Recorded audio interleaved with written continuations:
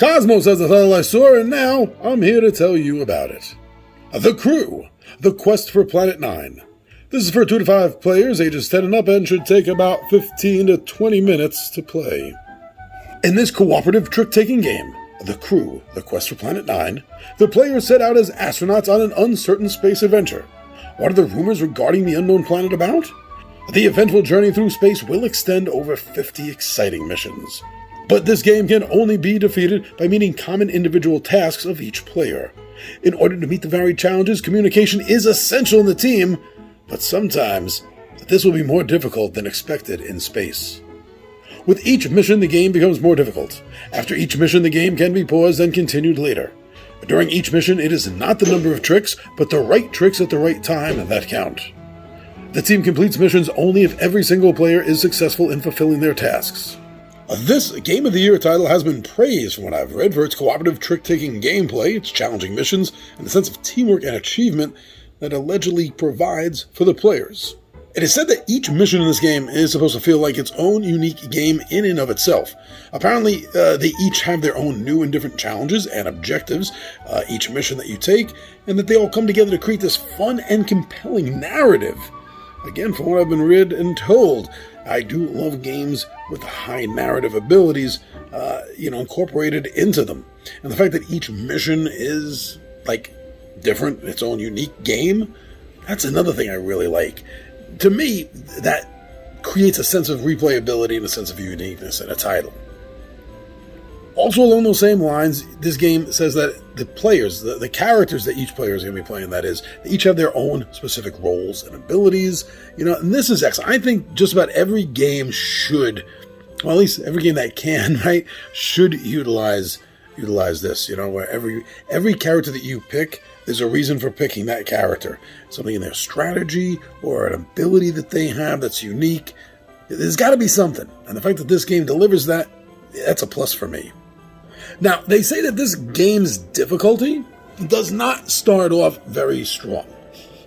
It's just very basically challenging, but the core sensation of this game's difficulty really comes from the fact that as you are continuing playing the game, the missions themselves are becoming more difficult, and that this way it's going to be a continuing sensation of overcoming new and difficult challenges for the players, because the game is growing as much as you are.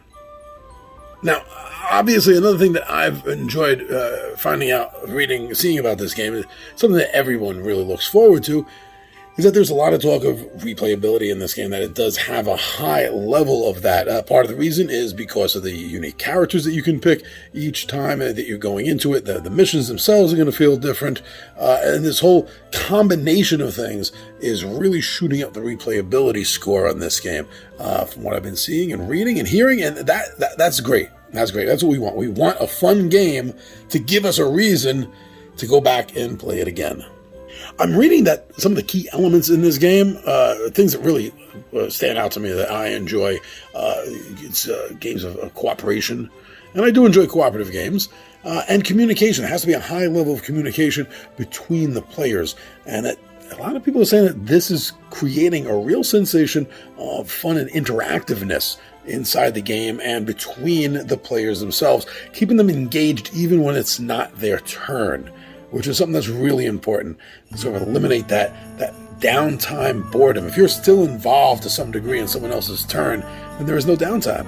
That's great. The reviewers all say that this game promises a fun time, that this is the kind of game that's going to deliver if you are a sci-fi fan, especially. More, I guess, science than science fiction.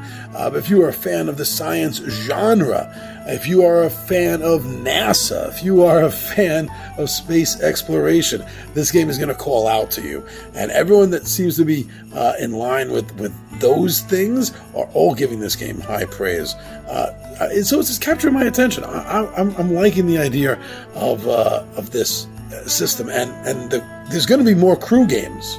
There's going to be more crew games, and I'm looking forward to that too, using the similar system between different themes and settings. I'm looking forward to that. But let's start somewhere, and let's start here with the Crew for Planet 9. Now, don't listen. I say this all the time, and it's so true. I'm sorry if I sound like a broken record, but don't listen to influencers. Please, get information. Don't be influenced. The only one that should be influencing you is yourself by going out and getting information. And, when possible, stop listening to reviewers, too. Watch playthroughs. That's the best way, really, to find out if you're going to like a game. Not listening to some talking head who more than likely has financial gain in telling you the information they're telling you in their review video. No, watch playthroughs. Make your own judgment, become informed, and you're going to have a better time at the game table. And while you're out doing that, why don't you go get informed on The Crew, The Search for Planet 9.